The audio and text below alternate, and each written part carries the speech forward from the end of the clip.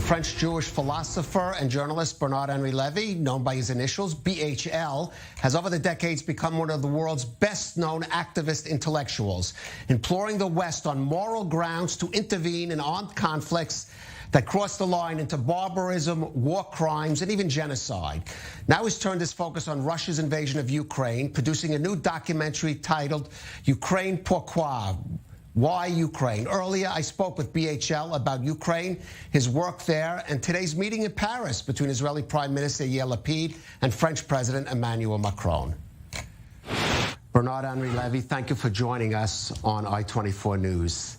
Thank you. The title of your new documentary is itself the obvious question to ask. Pourquoi Ukraine? Why Ukraine? Why did you go to Ukraine? And what is the message you bring out of it for the rest of us? Why did I go in Ukraine? Because I understood very soon that the stake of Europe was playing there. Because at the beginning of the war, I was absolutely devastated by the extent of the savagery, the extent of the crimes, war crimes, crimes against humanity, because it was the return of carnage in Europe. And my role as an intellectual, I felt that it was to be there. Right. Now, tell us what you found there. I mean, what the impression it made on you, what you came out of, and maybe what you learned there from being on the ground. What I learned first is what I just told you. And what I learned also, which I knew, but which I checked, was the courage, the greatness of the Ukrainian people. The fact, you know that in Israel, of course, and I know it, but the fact that in Europe you can have a nation fighting for herself and for universal values with such a bravery, this was heartwarming for me. And I decided to film that. The courage of the resistance, the ladies and the gentlemen in the trenches risking their life every day to protect something which is greater than themselves. This is what I saw and what I witnessed. Now, with some of your other activities, your missions, you've had to convince the Western world that they have much at stake in conflicts, be it in Libya or in Bosnia, and you had to make that case. Here, it's a little different. I think the West understood right from the beginning they have much at stake in Ukraine, but it's a question of how much can they go to help without provoking a broader conflict. Could they even involve themselves militarily? They understood because they had no choice. Right. Putin told them. In this case, Putin really conceived this war from the very start as a war targeting much beyond Ukraine. Sure. The rest of the world, the rest of Europe, which he hates, which he has the project of destabilizing Europe. The poor countries, which are, he creates hunger, like in the time of Holodomor in the 30s. So the world is implicated by the will of Putin. So we had no choice. The West had no choice. Now the question, which I think is still unsolved, is will the effort of the West continue or not? Will all the democracies, including Israel, will understood that there is a brotherhood, necessary brotherhood, between them and Ukraine, that it is the same front line and the same fight?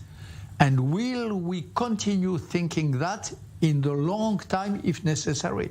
Because there is a law in democracies which we well know, all of us, since Alexis de Tocqueville. Democracies, there is a versatility, opinion change. They make a focus and then they make the defocus.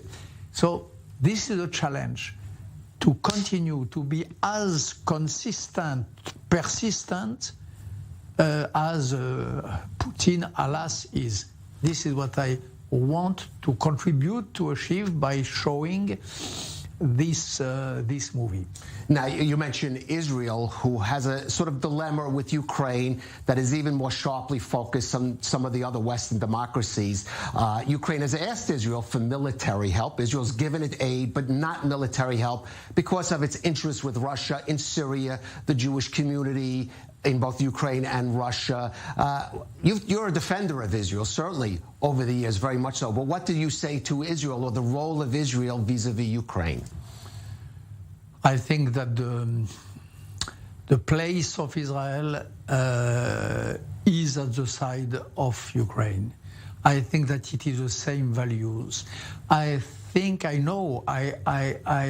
filmed so many Ukrainian soldiers or volunteers saying that their model was Israel.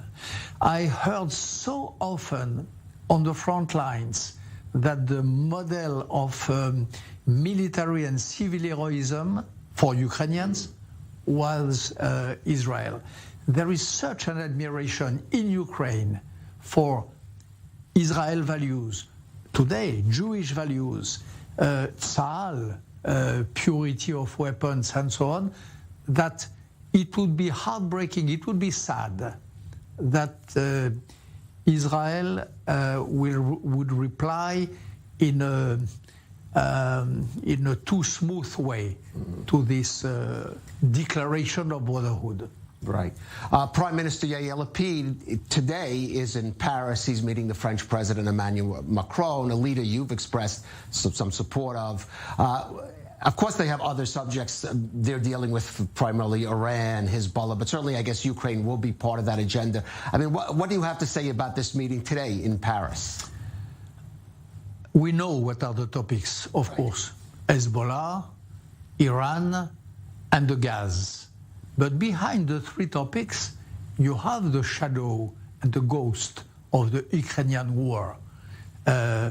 Today, Iran is allied to Putin. You have a link between, maybe not, it will not last, but for the moment, you have an axis between Tehran, Turkey, China, Russia, and even some Islamist forces. When I see the Chechen fighters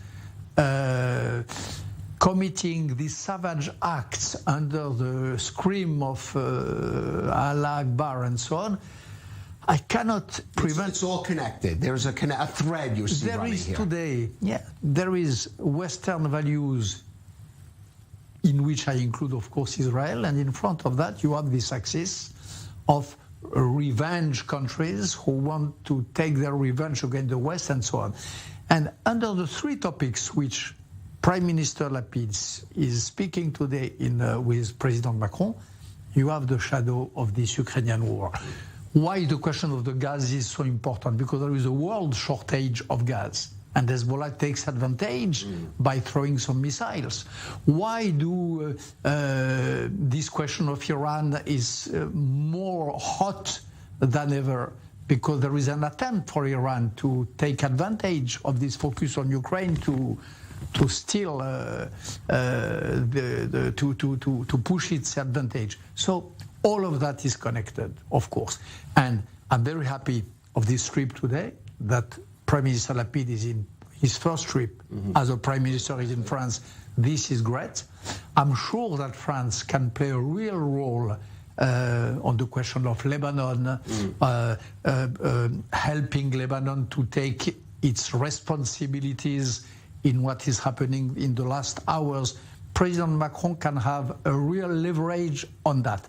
And I'm happy to see my fatherland, France, and my fatherland of heart, Israel, shaking hands, showing brotherhood to the world at this minute, and having common interest. This is great news for all of us, and for me in particular. Bernard-Henri Levy, the new film is Pourqui L'Ukraine? Why Ukraine? Thank you for joining us. Thank you. On i24 News.